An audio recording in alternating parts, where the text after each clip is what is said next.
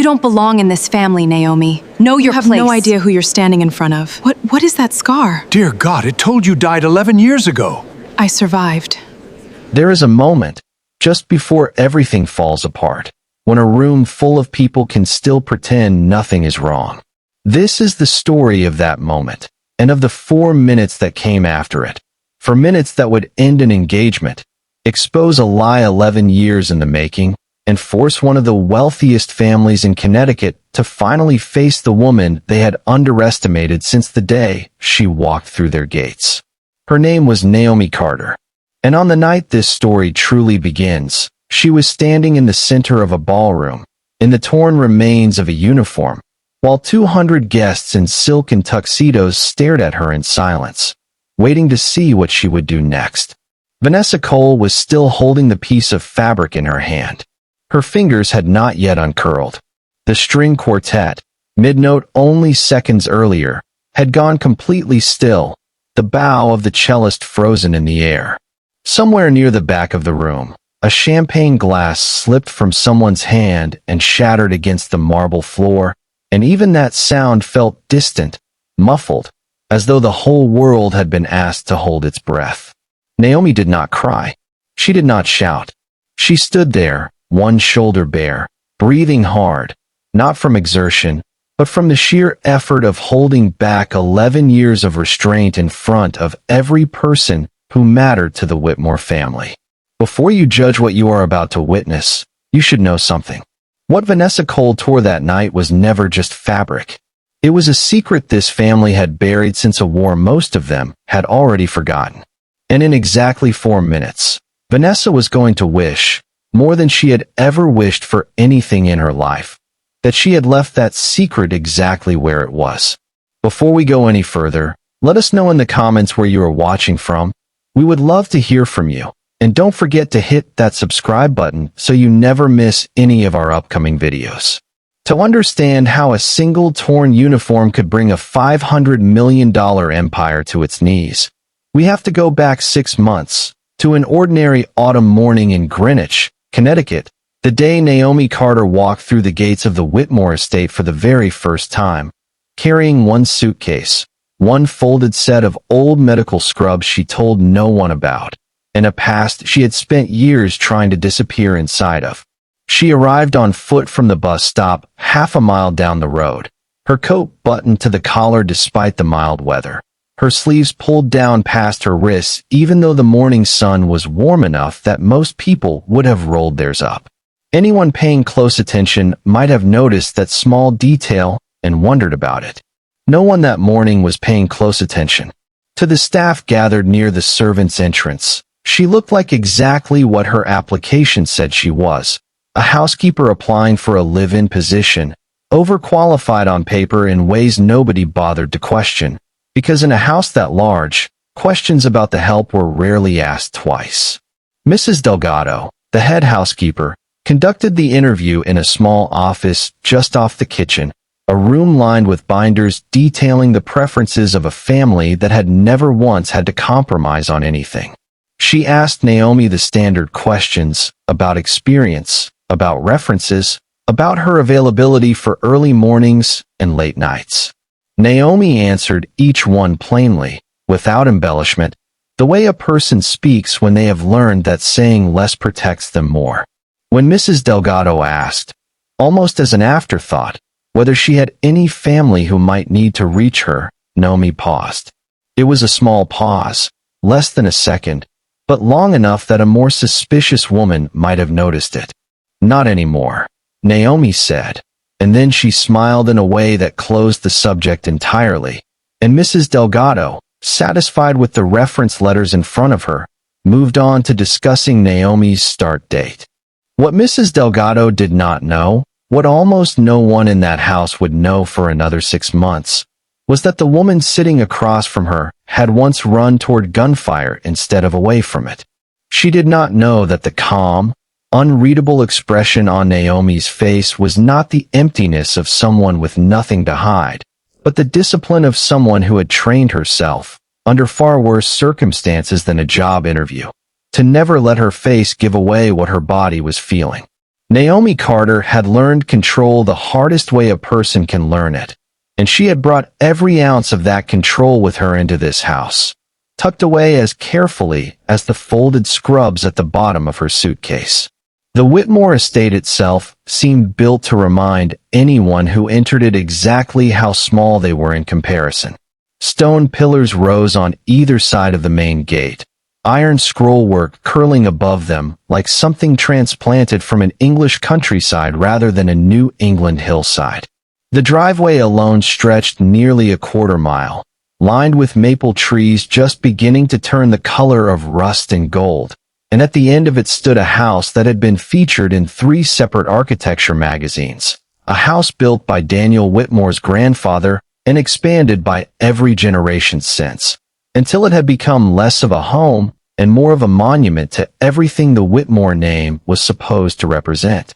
Daniel Whitmore, 38 years old, was the current keeper of that monument, and he wore the weight of it visibly, in the permanent crease between his eyebrows, in the way he answered his phone before it finished its first ring, in the way he walked through his own house like a man checking for structural damage rather than a man simply going home.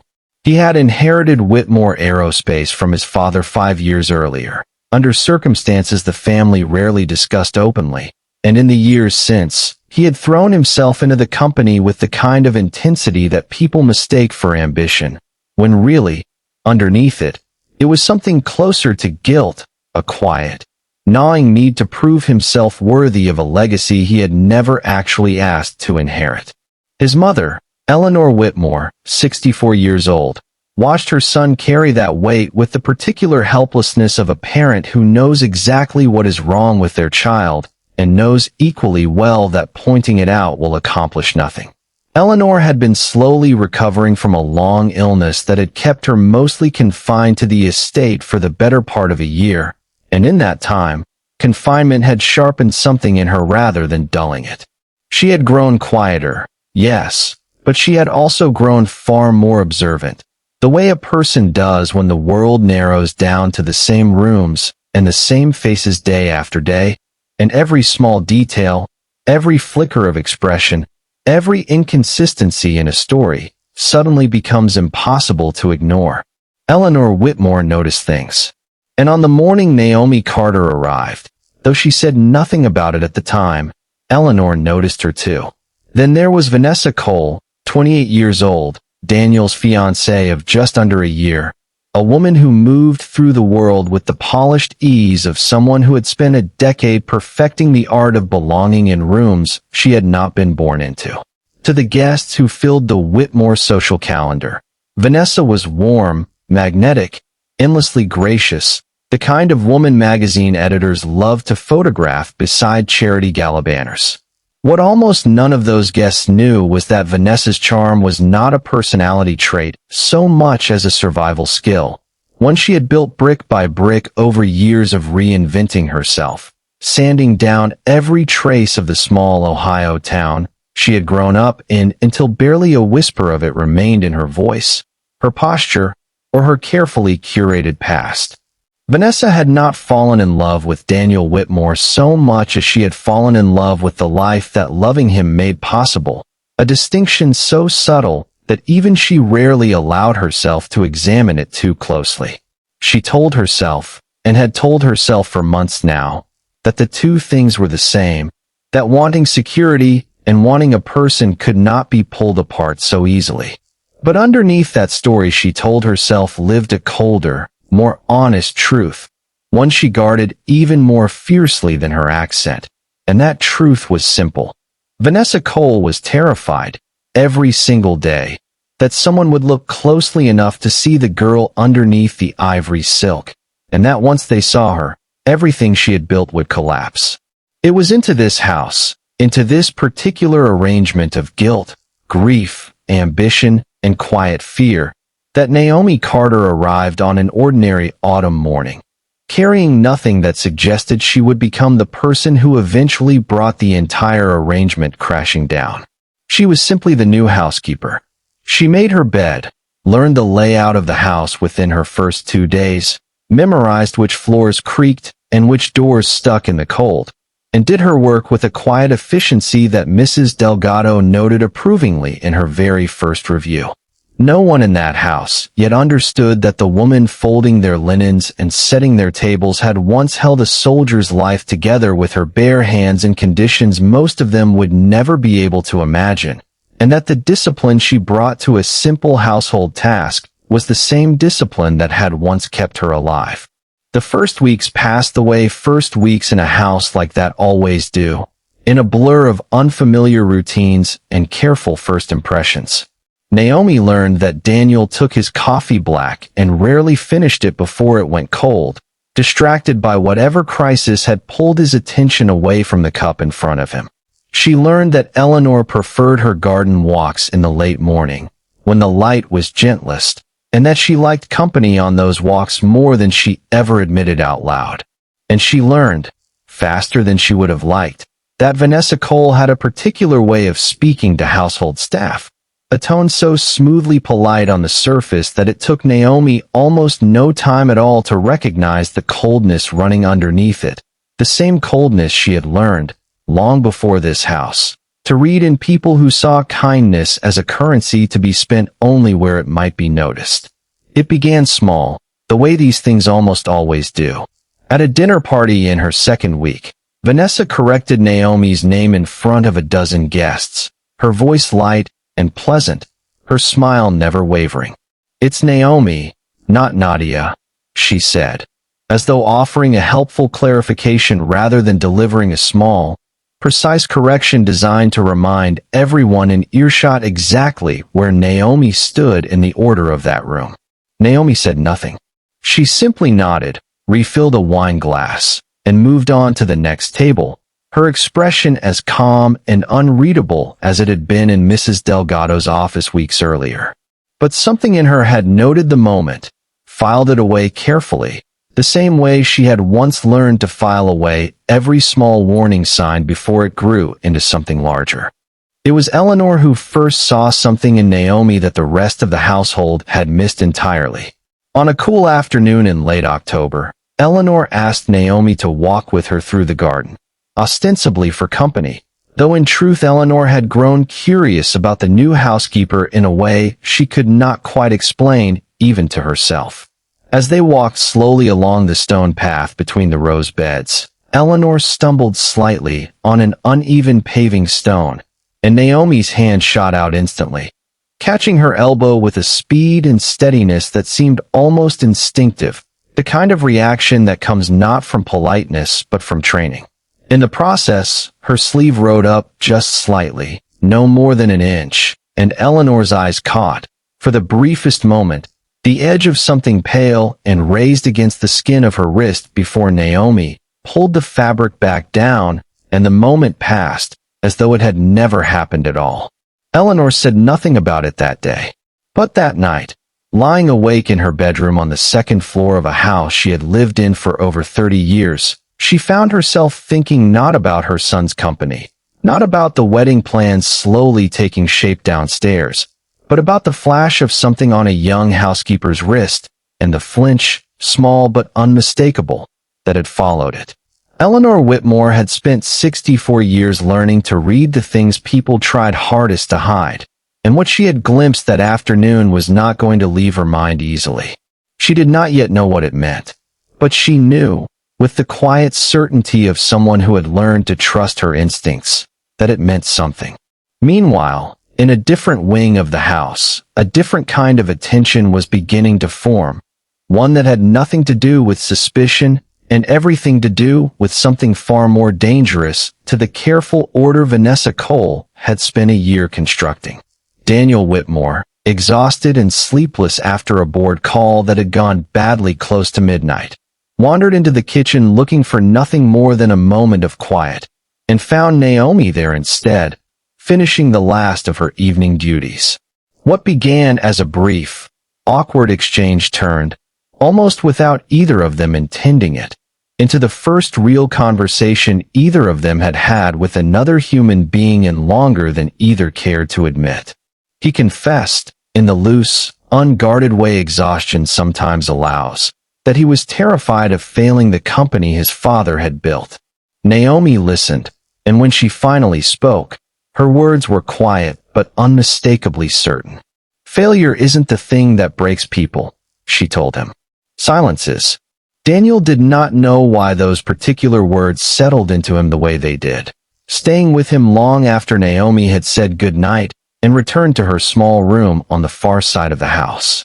He only knew that for the first time in longer than he could remember, someone in his own home had spoken to him without performing, without calculating what he wanted to hear, without treating him as though every word out of his mouth was an opportunity to be managed.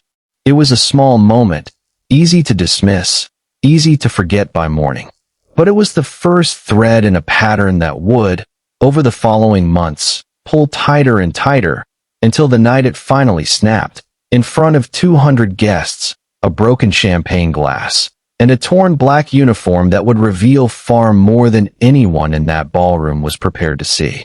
It began, as these things at the Whitmore estate always seemed to begin, with something that should have mattered far less than it did. The annual autumn gala had come and gone 3 weeks after that late-night conversation in the kitchen, and in its aftermath, one of Eleanor Whitmore's most treasured possessions had gone missing, a sapphire bracelet that had belonged to Daniel's grandmother, passed down through 3 generations of Whitmore women, and insured for a sum that made most of the household staff visibly uncomfortable whenever it was mentioned. The morning it was discovered gone, the entire house shifted into a different register entirely, the polite hum of daily routine replaced by something sharper, more suspicious, more alert. Mrs. Delgado searched the obvious places first, the jewelry box, the vanity drawer, the small safe tucked behind a painting in Eleanor's dressing room. When none of those searches turned up anything, the questioning began, room by room, staff member by staff member, and it was only a matter of time before that questioning arrived at Naomi's door. Vanessa Cole did not wait for the questioning to arrive naturally. She met it at the front door of the servants' quarters herself. Flanked by 2 members of the household staff, she had specifically requested accompany her, and she did not ask Naomi where the bracelet was. She announced, loudly enough for half the wing to hear, that she already knew. Her voice carried the particular confidence of someone who had rehearsed the moment in her head long before stepping into it. Each word measured for maximum effect. Each pause calculated to let the accusation settle over the room like something physical. We all know new hires sometimes come with old habits, she said, and though she never used the word thief directly, she did not need to. The implication landed exactly where she wanted it to land, and Naomi felt every eye in that hallway turn toward her at once. What followed was one of the longest 10 minutes of Naomi Carter's life since she had come home from overseas. Her room was searched in front of her, drawer by drawer, the small collection of belongings she had carried with her from one temporary life to the next laid out on her bed for inspection, her privacy stripped away piece by piece, while Vanessa stood in the doorway, watching with an expression that Naomi recognized instantly, though she said nothing about it, an expression of relief disguised as vindication. The look of someone who needed this moment to happen far more than the moment itself could ever explain. When the search turned up nothing, Vanessa did not apologize. She simply suggested, in that same light, pleasant voice she used for every cruelty, that perhaps Naomi had hidden it somewhere cleverer than her own room, and the accusation, unproven and unretracted, hung in the air long after the search had ended. Daniel arrived partway through the search, summoned by a staff member who had grown uncomfortable watching it unfold, and what he witnessed in that hallway would trouble him for weeks afterward, not because of what was said, but because of how long it took him to say anything in return. He stood at the edge of the hallway, watching Naomi's belongings scattered across her bed, watching her stand perfectly still with her hands folded in front of her, refusing to give Vanessa the reaction she was so clearly hoping for, and Daniel Whitmore, a man who had negotiated multi-million-dollar contracts without hesitation, found himself unable to find the words to intervene.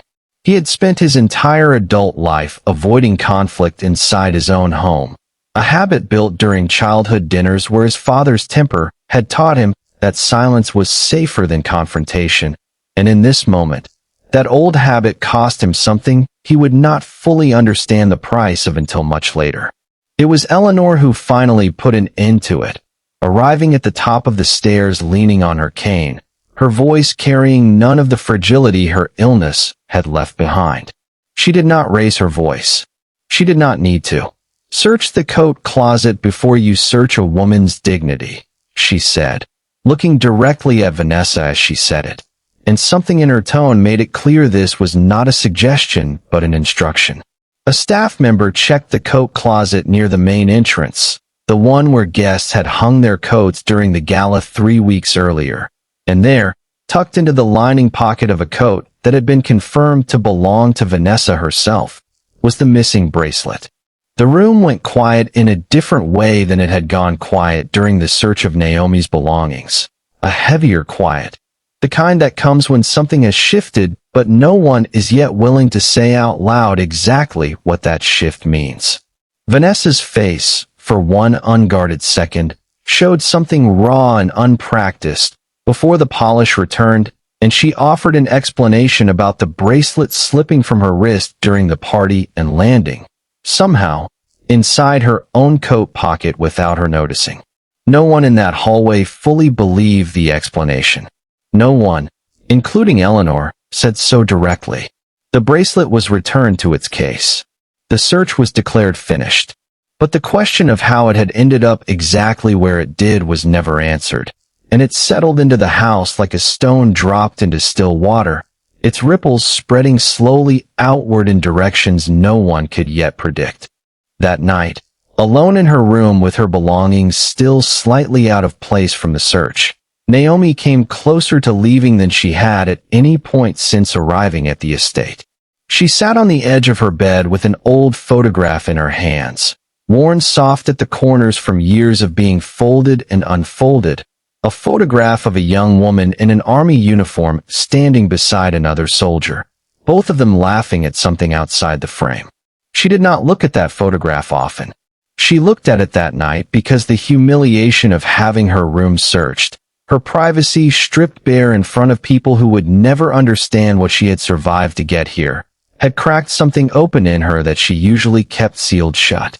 She thought seriously, for the first time in 6 months, about packing her suitcase and disappearing the way she had disappeared from every other version of her life before this one.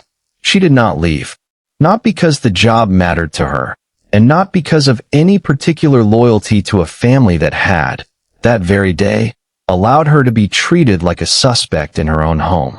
She stayed because leaving now would have felt like losing something twice. First the life she had already lost overseas, and now this fragile, unfinished thing taking shape inside these walls, a thing she could not yet name, but was not ready to walk away from either. She folded the photograph back into the book where she kept it hidden, straightened the room the search had disturbed, and the next morning, she reported for her duties exactly on time, her expression as composed as it had been on the first day Mrs. Delgado interviewed her, giving no one in that house the satisfaction of seeing how close she had come to disappearing entirely. Vanessa Cole, for her part, spent the following days telling herself a story she needed badly to believe, that the bracelet incident had been nothing more than an unfortunate misunderstanding, a genuine accident involving a slipped clasp and an unlucky coat pocket. But underneath that story, in the part of her mind she rarely allowed herself to visit honestly, she understood exactly what she had done and exactly why she had done it.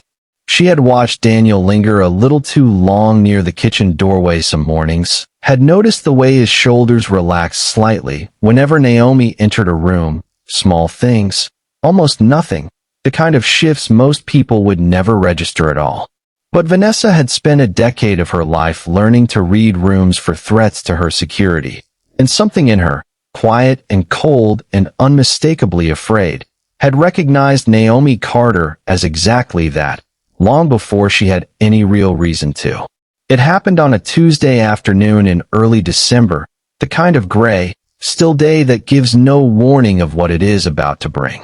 Eleanor had taken her usual walk through the garden, though the roses had long since given way to bare stems and frost-covered soil, and she had returned to the sitting room afterward to rest, a cup of tea cooling beside her untouched. Naomi found her there 20 minutes later, delivering fresh linens for the guest room down the hall, and what she saw the moment she stepped through the doorway changed the pace of everything that followed. Eleanor was slumped sideways in her chair, her teacup shattered on the floor beside her, her lips faintly tinged with a color that no one in that house would have recognized as dangerous, but that Naomi recognized instantly, the way a person recognizes a sound they have heard before in far worse circumstances. She did not scream for help the way another person might have. She dropped the linens where she stood, crossed the room in 3 long strides, and lowered Eleanor to the floor with a controlled, practiced motion that left no time wasted on panic. Her fingers found the pulse at Eleanor's throat before her mind had even finished processing what she was looking at, and what she felt there, faint, irregular, thready, told her exactly how little time she had. She called out for someone to bring the phone and dial for an ambulance, her voice carrying an authority the household staff had never once heard from her before, sharp, clear, utterly certain, the voice of someone giving orders rather than someone accustomed to receiving them. What happened over the next several minutes would be recounted by 3 different staff members in 3 slightly different ways, but every version agreed on the essential shape of it. Naomi tilted Eleanor's head back, cleared her airway, and began counting under her breath in a steady rhythm as she worked, her hands moving with a precision that seemed to belong to another life entirely, one none of them had glimpsed before. She called out vitals like she was reading them off a chart in front of her: heart rate, breathing pattern, skin color, each observation delivered in short, clipped phrases meant for no one in particular, and everyone at once, the way a person speaks when they are used to working alongside a team that already knows how to listen. Daniel arrived home in the middle of it, alerted by a frantic call from a member of the staff, and what he found when he burst through the front door stopped him cold for a fraction of a second before his body caught up with the urgency in the room. His mother on the floor. A woman he had only ever seen folding towels and refilling wine glasses, now kneeling over her with the calm, terrifying competence of someone who had done this before, many times, in conditions none of them could imagine. He did not interrupt. He did not ask questions. He simply knelt beside them and did exactly what Naomi told him to do, holding Eleanor's hand and speaking her name in a low, steady voice while Naomi worked. And for the first time in longer than he could remember, Daniel Whitmore felt entirely, completely useless in his own home, and entirely, completely grateful that someone else in it was not. The paramedics arrived 11 minutes later to find Eleanor stabilized, her breathing evened out, her color returning, thanks entirely to the actions taken in the minutes before they walked through the door. One of them, a broad-shouldered man in his 40s who had clearly seen his share of emergencies, looked at Naomi as she stepped back to let the professionals take over, and asked, almost involuntarily, where she had learned to do that. Naomi did not answer the question directly. She said only that she had some training, a phrase so understated it barely qualified as an answer at all, and then she stepped back further, back into the shadow of the room, back into the role of housekeeper, as though the last 10 minutes had never happened. But they had happened, and everyone in that room had seen them, and none of them, least of all Daniel, would be able to unsee what they had witnessed. As Eleanor was carried out to the ambulance, stable and conscious enough to squeeze her son's hand, Daniel turned back toward Naomi, who was already kneeling on the floor gathering the broken pieces of the teacup, restoring the room to order the way she restored everything to order, quietly, without asking for acknowledgement. He wanted to say something. He did not know what. What came out instead was simply, "Thank you." 2 words that felt entirely inadequate for what had just occurred, and Naomi looked up at him with an expression he had never seen on her face before, something unguarded, something almost startled, as though gratitude directed at her so plainly was a language she had not spoken in a very long time. Vanessa Cole arrived at the house nearly an hour later, having been at a fitting for her wedding dress when the call came through, and by the time she walked through the front door, the ambulance was gone and the house had settled into the strange, hollow quiet that follows an emergency once the emergency itself has passed. She found Daniel in the sitting room, still staring at the spot on the floor where his mother had nearly died, and when she asked him what had happened, he told her, in careful, measured detail, exactly what Naomi had done. He did not exaggerate. He did not need to. The facts alone were enough to make Vanessa's stomach tighten in a way she recognized instantly, though she said nothing about it, and instead reached for his hand and murmured something appropriately sympathetic about how frightening it all must have been. But underneath that sympathy, a different calculation had already begun. Vanessa had spent the last several weeks quietly convincing herself that the bracelet incident had closed the subject of Naomi Carter entirely, that whatever brief, uncomfortable attention Daniel had shown the housekeeper would fade naturally once the wedding drew closer and Vanessa's presence in the house became permanent rather than provisional. What she had just heard undid that comfortable assumption completely. A housekeeper who happened to know basic first aid was one thing, easily dismissed, easily forgotten. A woman with the composure and precision to save a life in 11 minutes. A woman Daniel now looked at with something dangerously close to awe, was an entirely different threat. One Vanessa understood instinctively she could no longer afford to underestimate. She raised the subject with Daniel 3 days later, once Eleanor had been discharged from the hospital with strict instructions for rest and monitoring.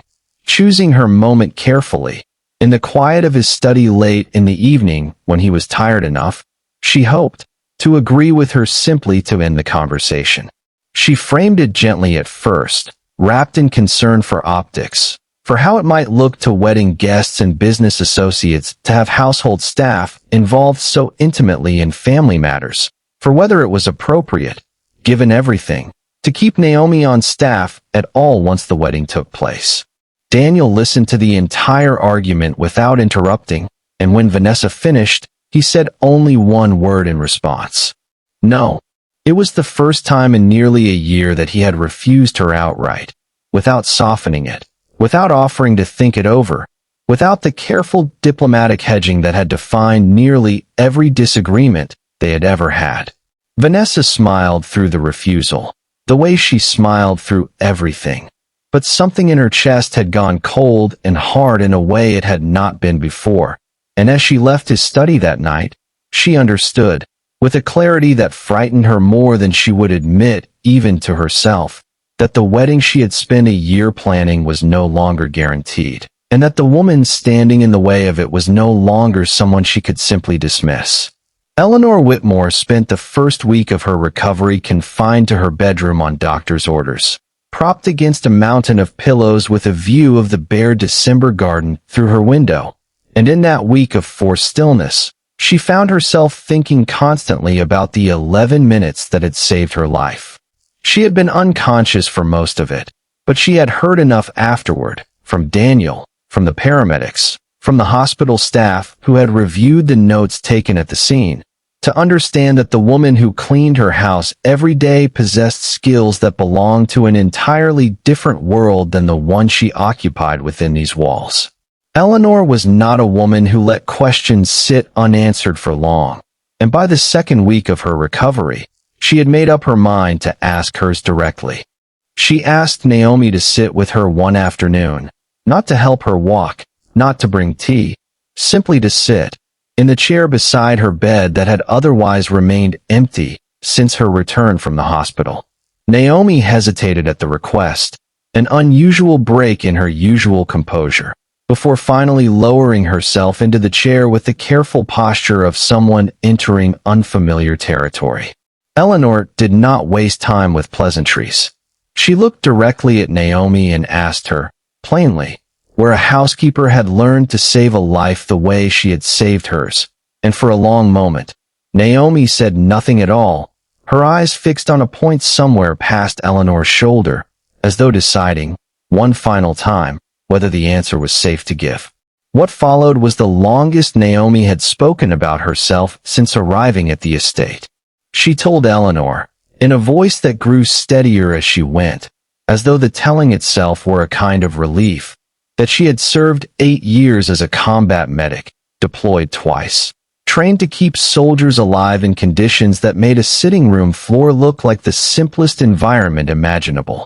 She told her about the vehicle that had caught fire during her second deployment, about pulling 3 men from the wreckage before the flames reached the fuel line, about the burns on her arm and the scar across her shoulder that she had spent years afterward covering with long sleeves, not from shame, but because looking at it reminded her of things she had not yet learned how to carry.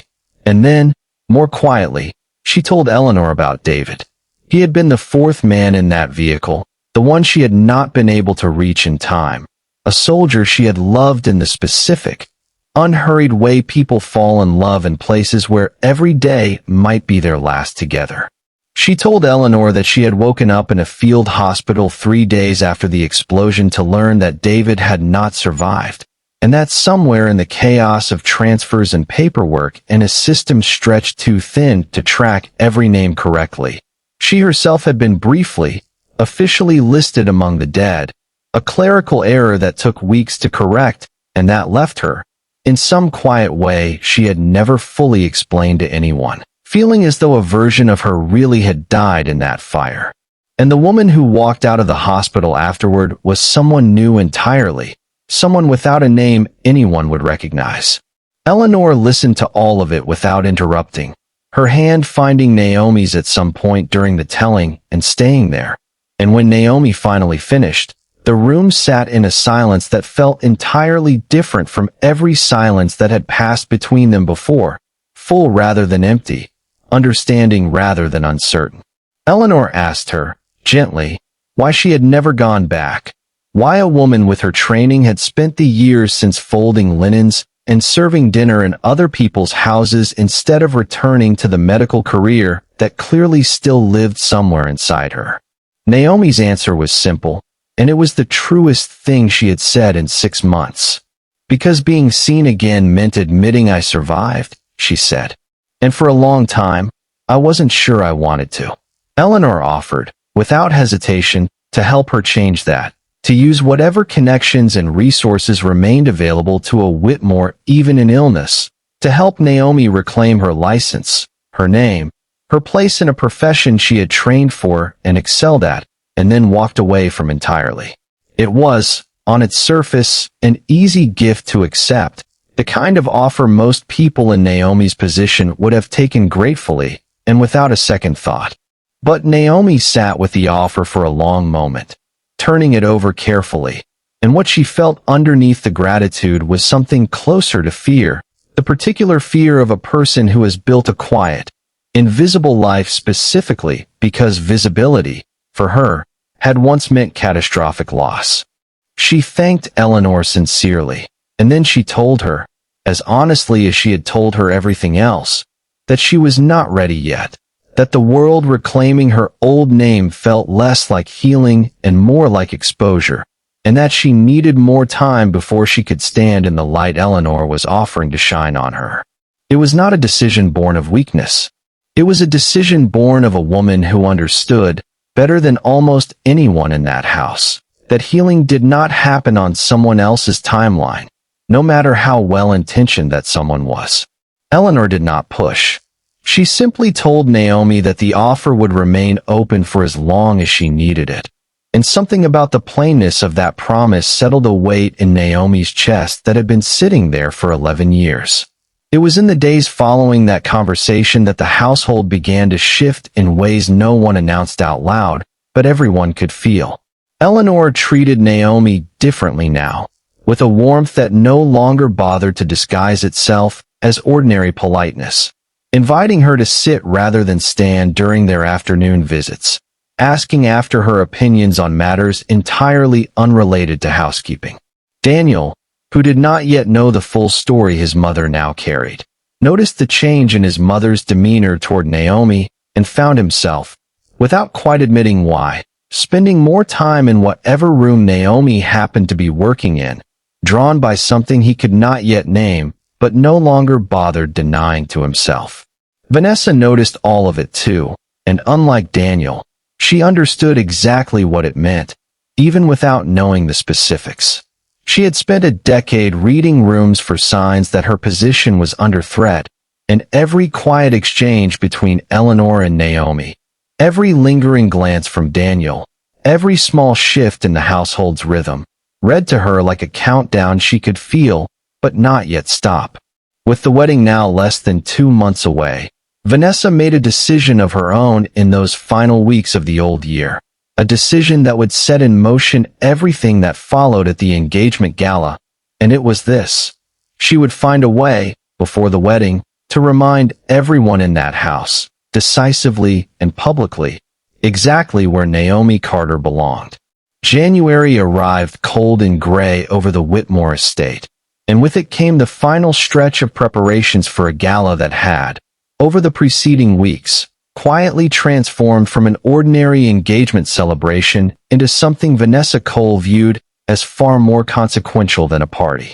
She had convinced herself, in the private architecture of her own mind, that this single evening would settle everything that had been left unsettled since the bracelet, since the emergency in the sitting room, since every small shift in the household that had left her feeling less like the future lady of the house and more like a guest whose welcome was quietly expiring.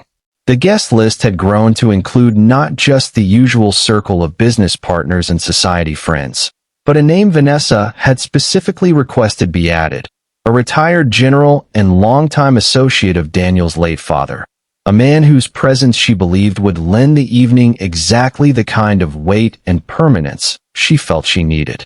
She did not know, because there was no reason for her to know, that the general's presence would matter for reasons that had nothing to do with weight or permanence at all. She did not know that years earlier, half a world away, this same man's son had served in a unit whose medic had pulled him from a burning vehicle and kept him alive long enough to reach a field hospital, or that the medic in question had been declared dead in the confusion that followed, only for the general to spend years afterward quietly trying to track down whether that report had ever been corrected, a search that had gone nowhere, because the woman he was looking for had changed her name and disappeared into a life of folded linens and quiet rooms. Vanessa had chosen her final piece for entirely different reasons, and in doing so, had unknowingly placed the one person capable of unraveling everything directly in the center of the room. In the days leading up to the gala, Vanessa's composure, always so carefully maintained, began to fray at the edges in ways only someone paying very close attention would have noticed. She snapped at the caterers over details that did not warrant it. She rewrote the seating chart 4 separate times, each version placing Naomi further from Daniel's side of the room, a small, petty act of control that gave her no real relief. And in a private moment 2 nights before the event, alone in her dressing room, she stood in front of the mirror in the ivory silk gown she had chosen for the announcement and said out loud, to no one, that she had worked too hard, for too long, to lose everything to a woman who cleaned other people's houses for a living, a sentence that revealed, more clearly than anything else could have, exactly how frightened she had become. The night of the gala arrived exactly as it had been described at the very beginning of this story, the ballroom lit gold beneath its chandeliers, the string quartet playing, 200 guests moving through the room in silk and tailored black, Naomi among them in her uniform, present not as a guest, but as staff, carrying trays and refilling glasses with the same quiet efficiency she brought to every task in that house. Daniel found reasons throughout the evening to drift toward wherever she happened to be standing. Brief exchanges, a shared glance.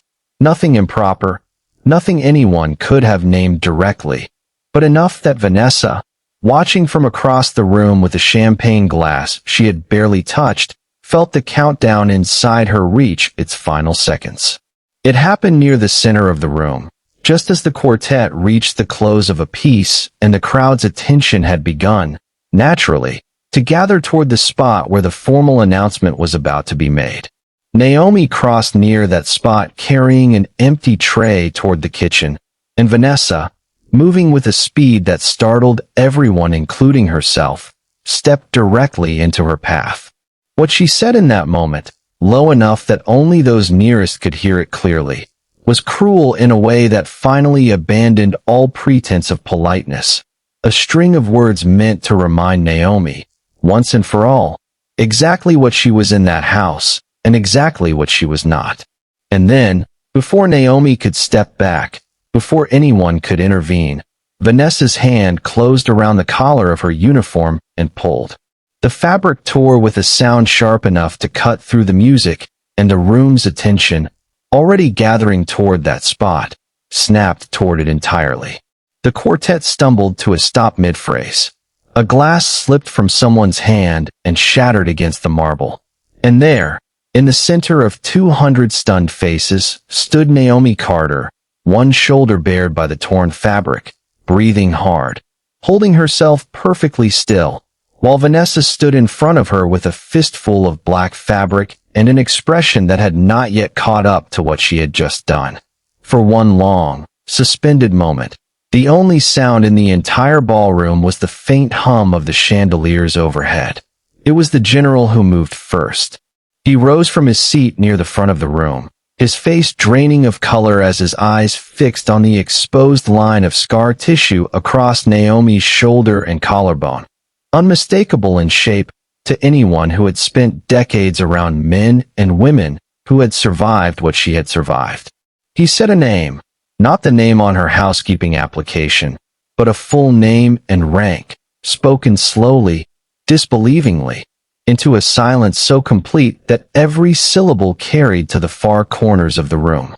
He told the guests, his voice unsteady with an emotion none of them had ever heard from him before, exactly who was standing in front of them, exactly what she had done years earlier to save his own son's life, and exactly how long he had believed, along with the rest of the world, that she had died doing it. Eleanor, seated near the front with her cane resting against her chair, felt every piece of the last 2 months settle into place at once. The wrist she had glimpsed in the garden, the composure that had saved her own life, the quiet refusal to be seen too soon, all of it arriving together in a single moment of complete understanding.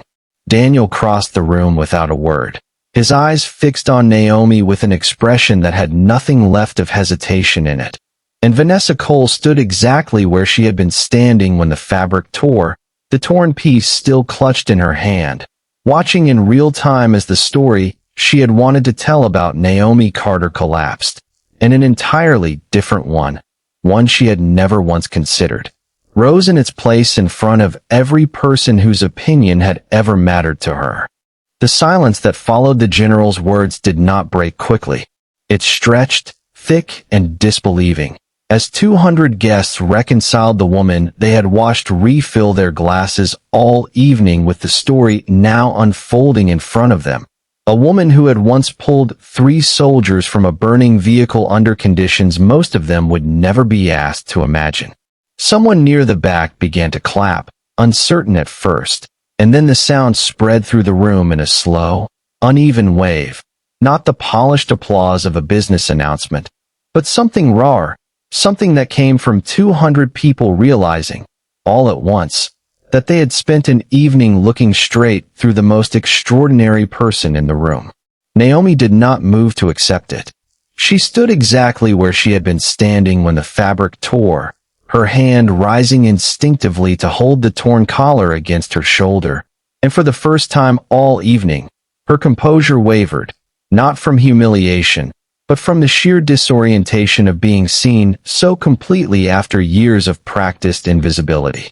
The general crossed the room to stand in front of her, and in a voice thick with an emotion he made no effort to hide, he told her that his son had asked about her for years, had never stopped wondering whether the medic who saved his life had survived the fire that took her partner, and that he had never imagined finding his answer in a ballroom in Connecticut.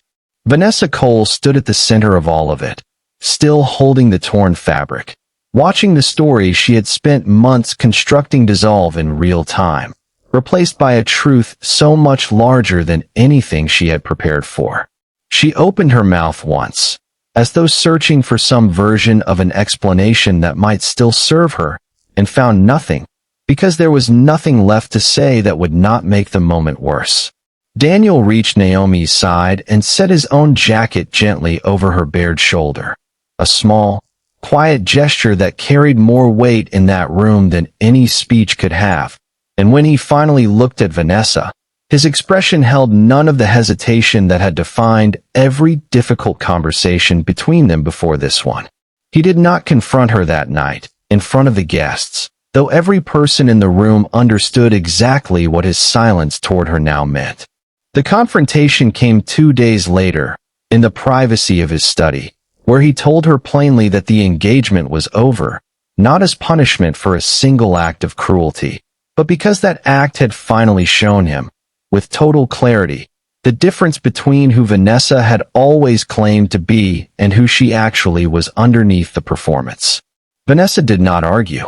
She had spent a decade building a life on the belief that no one would look closely enough to see past the surface, and in the space of 4 minutes, in front of the very people whose approval she had chased hardest, someone finally had. The weeks that followed unraveled quickly for her.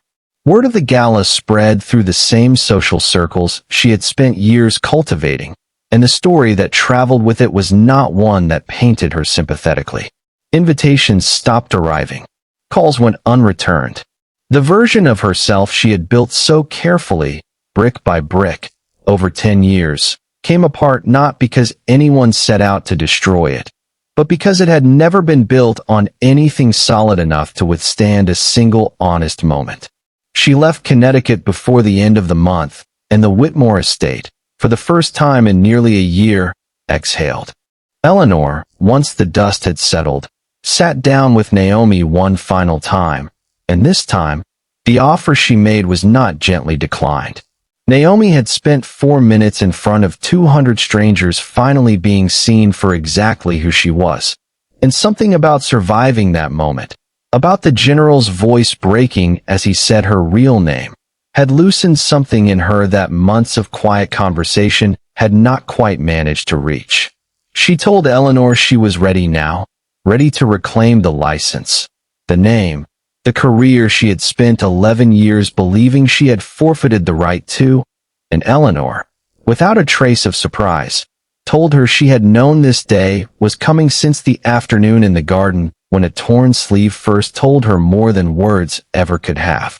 Spring came to the Whitmore estate the way it always did, slowly at first, and then all at once, the bare maple trees along the driveway filling back in with green, the rose beds Eleanor had once walked through on unsteady legs beginning to bud again after a long winter. Naomi Carter spent those months in a different kind of work than any she had done since coming home from overseas, sitting for exams she had once assumed she would never take again, meeting with the licensing board with Eleanor's quiet support behind her, and slowly, piece by piece, reclaiming a name that had sat and used for 11 years. It was not a fast process, and it was not an easy one. There were nights she sat awake with old paperwork spread across her small room, wondering whether the woman on those documents still existed at all, or whether too much time had passed to ever fully become her again. Eleanor made good on every part of what she had promised. She used her name and her connections not to hand Naomi anything she had not already earned, but to clear the paths that bureaucracy and years of silence had overgrown. And by early April, Naomi held a valid license in her hands for the first time since before the fire that had changed everything. She did not return to a hospital, not right away. Instead, she began working 2 days a week at a small veterans clinic an hour outside the city, a modest operation that Eleanor quietly funded without ever mentioning it, treating men and women who understood, without needing an explanation, exactly what she carried with her into every appointment. Daniel did not rush her. In the months following the gala, he made no grand declarations, no sweeping gestures meant to prove the depth of what he felt. He simply showed up, consistently, in the small, unglamorous ways that mattered more than any single dramatic moment could have. He drove her to the clinic on mornings when her own car needed repairs. He sat quietly in waiting rooms during her exams, never once suggesting she owed him an update on how they had gone. He learned, slowly, the particular kind of patience required to love someone who had spent over a decade convincing herself that safety meant staying invisible, and in doing so, he became something Naomi had not expected to find again in her life, a person she did not need to brace herself around. By early summer, the Veterans Clinic had grown enough to need a second full-time nurse, and Naomi found herself, for the first time in years, introducing herself to new patients using her full name without hesitation, without the small pause that had once followed any question about who she really was. The scar across her shoulder no longer lived beneath long sleeves out of necessity. She wore short sleeves on warm days now, not as a statement, simply as a woman no longer organizing her entire wardrobe around the fear of being seen. The Whitmore estate hosted another gathering that June, smaller than the gala had been, warmer in a way that had nothing to do with the weather. Eleanor insisted on it personally, a dinner to formally welcome Naomi into the family not as staff and not merely as Daniel's partner, but as someone whose story deserved to be told properly, in her own words, to people who would finally listen. The general attended, along with his son, now fully grown, who crossed the room the moment he arrived and embraced Naomi with the fierce, unguarded gratitude of a man greeting the person who had once refused to let him die. Naomi stood in that room, surrounded by candlelight and quiet conversation, wearing a dress with no sleeves at all, her scar visible to anyone who cared to look, and for the first time in 11 years, she felt no instinct to cover it. Eleanor raised a glass toward her from across the table, a small, private acknowledgement between two women who had recognized something true in each other long before anyone else in that house had. Daniel sat beside her, his hand resting lightly over hers, asking nothing of her that she was not already ready to give. What Vanessa Cole tore that night in the ballroom, she had believed, was simply a housekeeper's uniform, a small, disposable humiliation meant to remind a woman of her place. What she actually tore open was a door Naomi Carter had kept sealed for 11 years, one that led not to shame, as Vanessa had intended, but to a life Naomi had long since given up hoping she would ever get back. And so this story ends not with the sound of tearing fabric, but with the sound of a room full of people who finally understood exactly who had been standing quietly among them all along, and a woman who no longer needed anyone's permission to be seen.